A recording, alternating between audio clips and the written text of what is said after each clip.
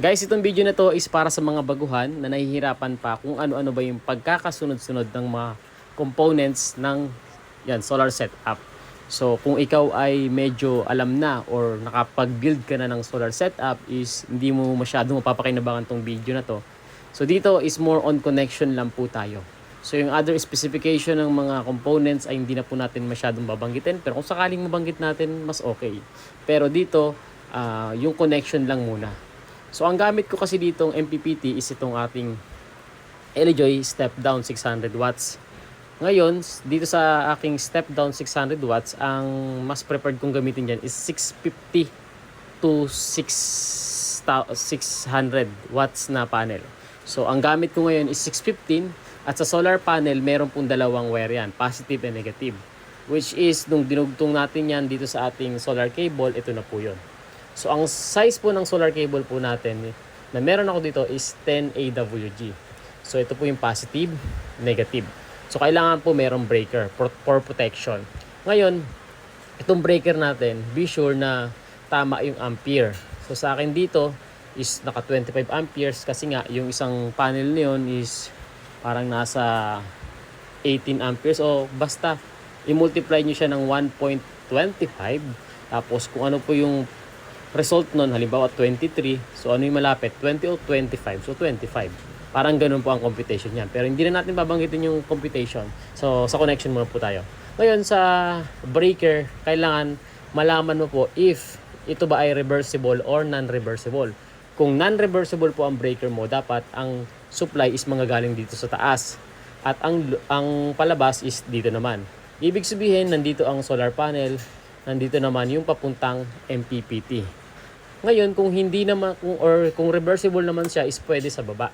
Ngayon, alamin mo rin kung saan ba ang connection dito. Nandito ba ang positive? Nandito ang negative. For example, dito sa aking Taxnel, sa pagkakaintindi ko, ito ay reversible dahil meron siyang negative and positive sign dito sa may baba. Ito po ang susundin kung sakaling papasok ka dito. So, ito ang positive, ito ang negative.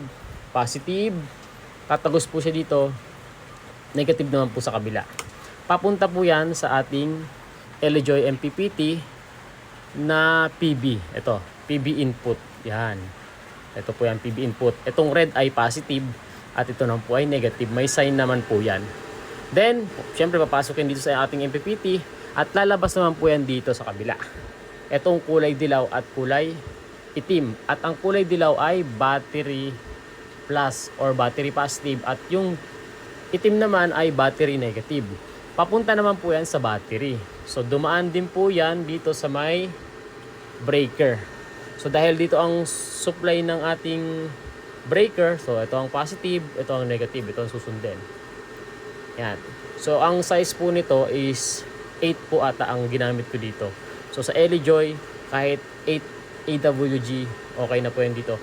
Pababa naman po yan dito sa ating battery. So, ang battery natin may positive, may negative. Mas magandang may BMS ang battery nyo. Ngayon, from the battery, aakit naman po yan dito sa inverter. Siyempre, dadaan pa rin yan sa breaker. Kailangan may breaker pa rin. So, dito, again, sa battery, sa MPPT, galing sa MPPT, papuntang inverter.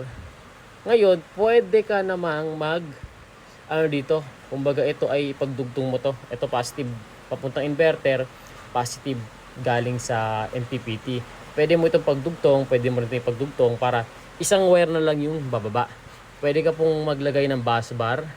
Itong dalawang positive is connected sa isang bar, tapos merong mas malaking wire pababa. Kahit 6 AWG ang gamitin nyo, okay lang din. Yun. So, again, dahil ito pong ating breaker ay ang positive kapag tayo ay dito nagsalpak is nandito, kaya ito positive siya at ang negative nandito. Again be sure na reversible yung gagamitin yung breaker kasi pag hindi reversible yan, hindi magti-trigger yan kung sakaling magkaroon ng fault. So again dito, ito pwede mong pagdugtungin, ito rin pwede mong pagdugtungin, tapos isang wire na lang papunta sa battery. So depende sa inyo yan. Sa akin kasi dahil paunti-unti ko siyang ginawa, yan, meron siyang wire papuntang battery, tapos meron din siyang wire from the battery papunta dito sa aking inverter. Ngayon tatagos na yan dito. 6AWG, pwede na yan. Or kung ano yung libre ng inverter nyo. Nandito na tayo sa inverter. Then, kunin mo yung AC output. Ito po yung AC output. Kahit 12, kahit medyo maliit na yan kasi nga, ano na yan 220 volts na yan, maliit na amperage na dadaloy dyan. So ito, lalabas po yan, kailangan dadaan pa rin siya sa breaker. So lagi po tayong may breaker kung sakali. Ito naman, wala naman pong positive and negative dyan, kahit magkabaliktaran, okay lang. So dito sa breaker natin, dito pa rin ang input or yung ating supply, lalabas pa rin siya dito sa may baba.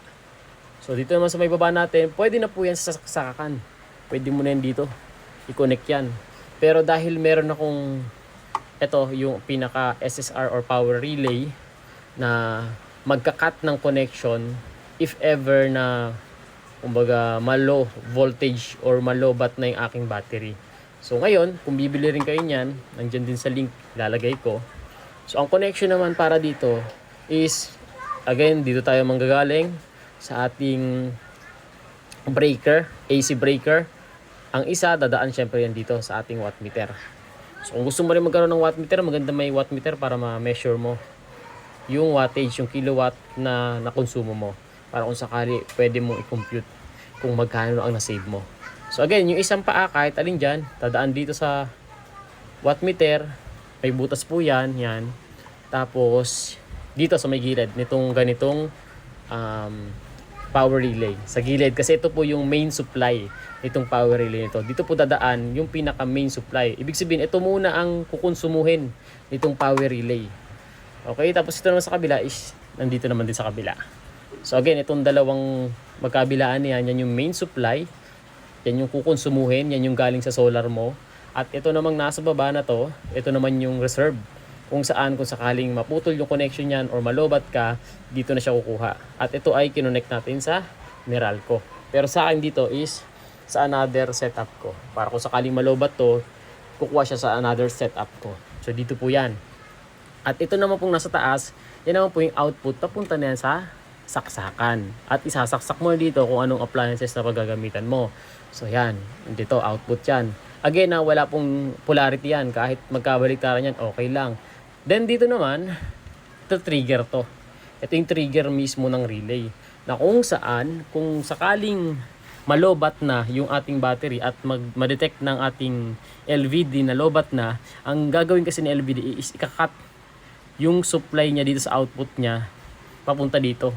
Pag nakat po yan, pag wala pong kuryenteng dumaloy dito, dilipat po yung supply ng ating relay from dito sa main supply papunta po sa reserve. So ganun po ang trabaho ni nitong power relay at saka ni LVD, magka-partner po yan. So akin kasi is 12 volt setup, kaya yung coil niya is 12 volt, kailangan tama po yan. Kung 24 volts ka, dapat 24 volts yan. Or kung sakali namang 12 volts yung ganito mo, is kailangan may converter ka na kailangan 12 volts lang yung dadali dito kasi masira po ito kung hindi. Ngayon, dito na tayo. So ito ay trigger, galing po yan sa LVD.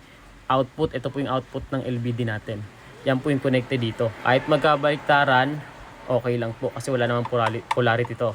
Then, yung ating input naman ni LVD, ito po yun. So, kukuha ka lang ng supply. Dito naman po is may polarity to. Ito may polarity yan, pero pagdating dito wala. Kahit magkabaliktad. Dito naman, may polarity. Positive, negative. Dito ko po siya kinonect sa may papuntang inverter siya. So, pwede naman kahit dito. Pero dito ko siya kinonect. Basta 12 volts ang supply. So, dahil sa 12 volts system tayo, ito 12 volts ang dadali dyan. 12 volts. Kaya dito ko na nilagay. Positive, asaan? Ito, ito. Dahil dito siya nanggaling, ito ay negative. So, negative. Then ito ay positive. So, yun po yun. So, yan yung connection yan. So, yan lang po yung connection para dito sa aking isang setup. Ngayon, kung gusto nyo pong gayahin itong setup ko, ito po ay 1 kilowatt, 12 volts.